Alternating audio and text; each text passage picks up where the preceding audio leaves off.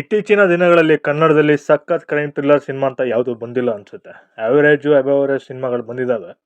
ಯಾಕಂದ್ರೆ crime thriller ಸಿನಿಮಾಗಳನ್ನ ಮಾಡೋದಕ್ಕೆ ಒಂದಿಷ್ಟು ಪ್ರಿಪರೇಷನ್, ಟೆಕ್ನಿಕಲ್ ನಾಲೆಡ್ಜ್, ಲಾ ಬಗ್ಗೆ ಇನ್ಫಾರ್ಮೇಶನ್ ಬೇಕಾಗುತ್ತೆ. ಇದು ಯಾವುದು ಸ್ಟಡಿ ಮಾಡದೆ ನಾನು ಒಂದು ಕ್ರೈಮ್ ಥ್ರಿಲ್ಲರ್ ಸಿನಿಮಾ ಮಾಡ್ತೀನಿ ಅಂತ ಮಾಡೋಕ್ಕಾಗಲ್ಲ. ಸೂತ್ರಧಾರಿ ಈ ವಾರ ಬಿಡುಗಡೆ ಆದಂತಹ Kannada cinema. Wrapper Chandan Shetty first time full fledged lead character ಆಗಿ ಆಕ್ಟ್ ಮಾಡಿದ್ದಾರೆ. ಚಿತ್ರದ ಕತೆಗೆ ಬರೋಕ್ ಮುಂಚೆ ದಯವಿಟ್ಟು ಯಾರೆಲ್ಲ ಸಬ್ಸ್ಕ್ರೈಬ್ ಮಾಡಿಲ್ಲ ಸಬ್ಸ್ಕ್ರೈಬ್ ಮಾಡಿ. ಕೆಲವು ದೊಡ್ಡ ದೊಡ್ಡ ಬಿಸ್ನೆಸ್ ಮ್ಯಾನ್ಗಳನ್ನ ಕಿಡ್ನಾಪ್ ಮಾಡಿ 2 ದಿನ ಇಟ್ಕೊಂಡು ಕಿಡ್ನಾಪರ್ ಬಿಟ್ 2 ಅವರ್ಗೆ ಅವನು ಸುಸೈಡ್ ಮಾಡ್ಕೊಂಡು ಸತ್ತೋಗ್ತಾನೆ.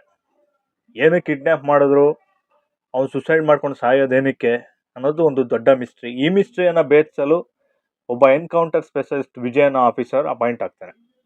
ಅವನು ಹೇಗೆ ಭೇದಿಸ್ತಾನೆ, ಆ ಸುಸೈಡ್ ಮಾಡ್ಕೊಳ್ಳೋದಕ್ಕೆ ಕಾರಣ ಏನು, ಕಿಡ್ನಾಪ್ ಮಾಡ್ಕೊಳ್ಳೋದಕ್ಕೆ ಕಾರಣ ಏನು ಅನ್ನೋದು ಕತೆಯ ಒನ್ಲೈನ್ ಚೆನ್ನಾಗಿದೆ, ಆದರೆ ಎಕ್ಸಿಕ್ಯೂಷನ್ ಅಲ್ಲಿ ಸೋತಿದ್ದಾರೆ ಅನಿಸ್ತು. ಪೊಲೀಸ್ ಆಫೀಸರ್ ಆಗಿ ಚಂದನ್ ಶೆಟ್ಟಿ ಅವರ ವಿಜಯ್ ಕ್ಯಾರೆಕ್ಟರ್ ತುಂಬಾ ಸಿಲ್ಲಿ ಆಯಿತು. ಎನ್ಕೌಂಟರ್ ಮಾಡೋದಿಲ್ಲಿ ಕುರಿ ಕೋಳಿ ಸಾಯಿಸಿದಷ್ಟೇ ಸುಲಭ. ಚಿತ್ರದ ಕತೆಗೆ ಯೂಸ್ ಮಾಡ್ಕೊಳ್ಳೋಕೆ ಅಂತಾನೆ ಹೀರೋ ಕ್ಯಾರೆಕ್ಟರ್ನ ವುಮನೈಸರ್ ಆಗಿ ಬಿಲ್ಡ್ ಮಾಡಿದ್ದಾರೆ.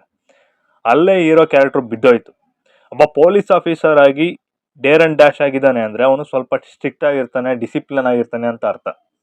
ಅಷ್ಟು ವುಮನೈಸರ್ ಆಗಿರೋನು ಕಣ್ಕಂಡು ಹುಡುಗಿರನ್ನ ನೋಡ್ತಾನೆ ಅಂದ್ರೆ ಅವ್ನು ಯಾವ ತರ ಗ್ರೇಟ್ ಪೊಲೀಸ್ ಆಫೀಸರ್ ಆಗಕ್ಕೆ ಸಾಧ್ಯ ಹೇಳಿ?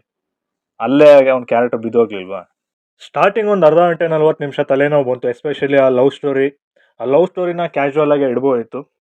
ಸ್ಟೋರಿಗೆ ಅಂತ ಹೀರೋ ಕ್ಯಾರೆಕ್ಟರೇಷನ್ ಆ ಥರ ವುಮನೈಸರ್ ಆಗಿ ಸಿಕ್ಕಿದ ಹುಡುಗಿರ್ನೆಲ್ಲ ನೋಡೋ ಥರ ಬಿಲ್ಡ್ ಮಾಡೋ ಅವಶ್ಯಕತೆ ಇರಲಿಲ್ಲ. ಲವ್ ಸ್ಟೋರಿ ಆದಮೇಲೆ ಒಂದಿಷ್ಟು ನೋಡಿಸ್ಕೊಂಡು ಹೋಗುತ್ತೆ, ಬಟ್ ಆ ಇನ್ವೆಸ್ಟಿಗೇಷನ್ ಪ್ರೊಸೆಸ್ ಏನಿದೆ ತುಂಬ ಸಿಲ್ಲಿಯಾಗಿ ಇಮ್ಯಾಚೂರ್ ಆಗಿದೆ. ಇನ್ನು ಪಾಸಿಟಿವ್ ಅಂತ ನೋಡಿದ್ರೆ 3 ಸಾಂಗ್ ಚೆನ್ನಾಗಿದ್ದಾವೆ. ಕೊರಿಯೋಗ್ರಫಿ ಚೆನ್ನಾಗಿದೆ ಅದು ಸಾಂಗ್ದು. ಮತ್ತು ಕೊನೆ ತನಕ ಒಂದು ಕ್ಯೂರಿಯಸ್ ಉಳಿಯೋದೇನೆಂದರೆ ಕಿಡ್ನ್ಯಾಪ್ ಮಾಡಿ ಏನಕ್ಕೆ ಬಿಡ್ತಾಯಿದ್ರು, ಮತ್ತು ಕಿಡ್ನ್ಯಾಪ್ ಮಾಡಿ ಬಿಟ್ಟು 2 ಅವರ್ಗೆ ಏನಕ್ಕೆ ಸುಸೈಡ್ ಮಾಡ್ಕೊತಾಯಿದ್ರು. ಈ ಒಂದು ಕ್ಯೂರಿಯಾಸಿಟಿಗೋಸ್ಕರ ಸಿನಿಮಾ ಪೂರ್ತಿ ನೋಡಬೇಕಾಗುತ್ತೆ.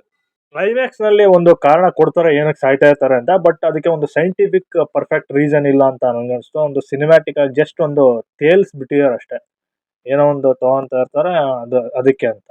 ಮತ್ತೆ ಕ್ಲೈಮ್ಯಾಕ್ಸ್ ಒಂದಿಷ್ಟು ಸಿನಿಮಾಗಳನ್ನ ನೆನಪಿಸ್ತು ನನಗೆ. ಒಂದು ಈ ಬಚ್ಚನ್ನು, ನಟ ಸಾರ್ವಭೌಮ, ಬೆಲ್ ಬಾಟಮು, ಒಂದಿಷ್ಟು ಅಂದರೆ ಮೈನ್ ಪ್ಲಾಟ್ ಬಿಟ್ಟು ಆ ಒಂದು ಕ್ಲೈಮ್ಯಾಕ್ಸ್ ನೆನಪಿಸ್ತು. ಸಿನಿಮಾದ ಮೇಜರ್ ಡ್ರಾಬ್ಯಾಕ್ ಬಂದು ಅದೇ ಹೀರೋ ಕ್ಯಾರೆಕ್ಟರ್ ಮತ್ತು ಇನ್ವೆಸ್ಟಿಗೇಷನ್ ಪ್ರೊಸೆಸ್, ಟೆಕ್ನಿಕಲ್ ಪಾಯಿಂಟ್ಸ್ ಏನಿದೆ ಅದೊಂದು ಇಂಟ್ರೆಸ್ಟಿಂಗ್ ಆಗಿಲ್ಲ, ರೆಗ್ಯುಲರ್ ಆಗೋಯ್ತು. ಇನ್ನು ಆ್ಯಕ್ಟಿಂಗ್ ವಿಷಯದಲ್ಲಿ ಚಂದನ್ ಶೆಟ್ಟಿ ಅವರ ಪಾತ್ರಕ್ಕೆ ಸೂಟ್ ಆಗಿಲ್ಲ. ಆ ಪಾತ್ರಕ್ಕೆ ಬೇಕಾದಂತಹ ಬಾಡಿ ಲ್ಯಾಂಗ್ವೇಜ್, ಗೆಟಪ್ ಆಗಲಿ ಇಲ್ಲ, ಮತ್ತು ಆ್ಯಕ್ಟಿಂಗ್ ಅಷ್ಟು ಅಪ್ ಟು ಮಾರ್ಕ್ ಇಲ್ಲ ಅಂತ ನನಗನ್ನಿಸ್ತು. ಸಿನಿಮಾದಲ್ಲಿ ಥ್ರಿಲ್ಲರ್ ಎಲಿಮೆಂಟ್ಸ್ಗಳು ಇದ್ದಾವೆ, ಬಟ್ ಅದು ಥ್ರಿಲ್ ಅಂತ ಯಾವುದು ಅಷ್ಟೊಂದು ಅನಿಸಲ್ಲ, ಇಲ್ಲೊಂದಿಷ್ಟು ಸೀನ್ಗಳು ಬಿಟ್ಟು.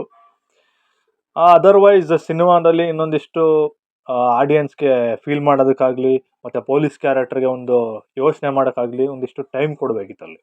ಎಲ್ಲ ವೇಗವಾಗಿ ಹೋಗ್ಬಿಡುತ್ತೆ ಸ್ಕ್ರೀನ್ ಪ್ಲೇಯಲ್ಲಿ, ಅದೊಂದು ಫೀಲ್ ಮಾಡೋದಕ್ಕೆ ಒಂದು ಇಂಟೆನ್ಸ್ ಕ್ರಿಯೇಟ್ ಮಾಡಿಲ್ಲ ಅಂತ ಹೇಳ್ಬೋದು. ಮತ್ತು ಸಿನಿಮಾದಲ್ಲಿ ಒಂದಿಷ್ಟು ವಿಷಯಗಳನ್ನು ಮುಂಚೆನೇ ಗೆಸ್ ಮಾಡ್ಬೋದು, ಏನಾಗಿರುತ್ತೆ, ಯಾರು ಮಾಡಿರ್ಬೋದು ಅಂತ. ಆ ಒಂದು ಪಾಯಿಂಟು ಸ್ವಲ್ಪ ಕ್ಯೂರಿಯಾಸಿಟಿ ಕಡಿಮೆ ಮಾಡೋದಕ್ಕೆ ಚಾನ್ಸಸ್ ಇರ್ಬೋದು. ಮತ್ತು ಕ್ಲೈಮ್ಯಾಕ್ಸಲ್ಲಿ ಒಂದು ಮೆಸೇಜ್ ಇದೆ. ಇನ್ನು ತಬಾಲನಡಿ ಅವರು ಒಂದು ತಮ್ಮ ಪಾತ್ರಕ್ಕೆ ಚೆನ್ನಾಗಿ ನ್ಯಾಯ ಒದಗಿಸಿದ್ದಾರೆ. ಮತ್ತು ಫ್ಲ್ಯಾಶ್ ಬ್ಯಾಕಲ್ಲಿ ಬರುವಂಥ ಒಂದು ಫೀಮೇಲ್ ಕ್ಯಾರೆಕ್ಟರ್ ಏನಿದೆ, ಆ ಒಂದು ಫೀಮೇಲ್ ಕ್ಯಾರೆಕ್ಟರ್ ಕನೆಕ್ಟ್ ಆಗುತ್ತೆ. ಅದರ್ವೈಸ್ ಬೇರೆ ಪಾತ್ರಗಳು ಅಷ್ಟೊಂದು ಮನಸ್ಸಲ್ಲಿ ಉಳಿಯೋಲ್ಲ. ಲಾಸ್ಟ್ ಒಂದು ಅರ್ಧ ಗಂಟೆ ಸಿನಿಮಾ ಚೆನ್ನಾಗಿದೆ, ಒಂದು 20 ನಿಮಿಷ ಒಂದು ಡ್ರಾಮಾ ಬರುತ್ತೆ, ಆ ಪೋರ್ಷನ್ ಚೆನ್ನಾಗಿದೆ. ಮತ್ತು 3 ಸಾಂಗ್ ಕೊರಿಯೋಗ್ರಫಿ ಚೆನ್ನಾಗಿದೆ. ಆ ಕೊರಿಯೋಗ್ರಫಿ ಮೇಲೆ ಹೆಚ್ಚು ಫೋಕಸ್ ಮಾಡೋದಕ್ಕಿಂತ ಸಿನಿಮಾಟೋಗ್ರಫಿ ಮೇಲೆ ಫೋಕಸ್ ಮಾಡಿದರೆ ಟೆಕ್ನಿಕಲಿ ಇನ್ನೂ ಸಿನಿಮಾ ಚೆನ್ನಾಗಿರ್ತಿತ್ತು. ಓವರಾಲ್ ಸಿನಿಮಾ ನನಗೆ ಪರ್ಸ್ನಲಿ ಅಷ್ಟೊಂದು ಇಷ್ಟ ಆಗಲಿಲ್ಲ. ಈ ವಿಡಿಯೋ ನಿಮಗೆ ಇಷ್ಟ ಆಗಿದ್ರೆ ದಯವಿಟ್ಟು ಸಬ್ಸ್ಕ್ರೈಬ್ ಮಾಡಿ, ಲೈಕ್ ಮಾಡಿ.